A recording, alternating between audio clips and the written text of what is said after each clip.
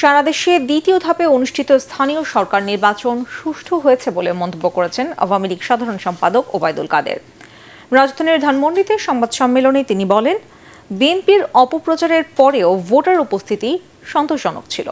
বিস্তারিত আপেল মাহমুদের রিপোর্টে। 100% কপার কন্ডেন্সারে তৈরি ভিশন ফ্রিজ, তাই গুণে মানে অটুট থাকে বছরের পর বছর। দু একটি বিচ্ছিন্ন ঘটনা ছাড়া সারা দেশে অনুষ্ঠিত হলো দ্বিতীয় ধাপে স্থানীয় সরকার নির্বাচন।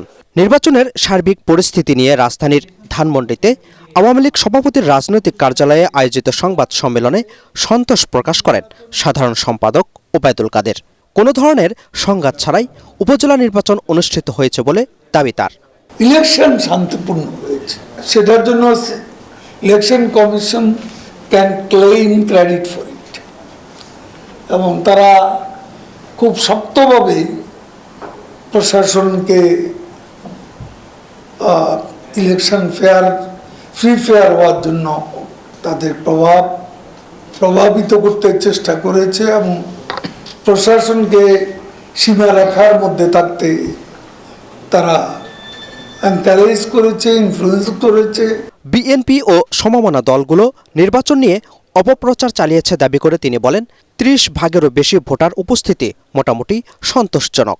টিএবির অপপ্রচার আছে, আরও কিছু নামি দামি বুদ্ধিজীবী আছেন, তারাও নির্বাচন সম্পর্কে অপপ্রচার করেছে, মিথ্যাচার করেছে, মানুষের আগ্রহ নষ্ট করার চেষ্টা করেছে ভোটের ব্যাপারে।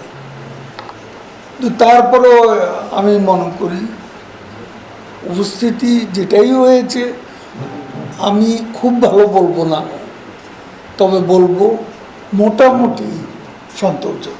সাবেক সেনাপ্রধান জেনারেল আজিজের বিরুদ্ধে যুক্তরাষ্ট্রের দুর্নীতির অভিযোগ ভিসা নীতি প্রয়োগের অংশ নয় বলেও জানান আওয়ামী লীগ সাধারণ সম্পাদক।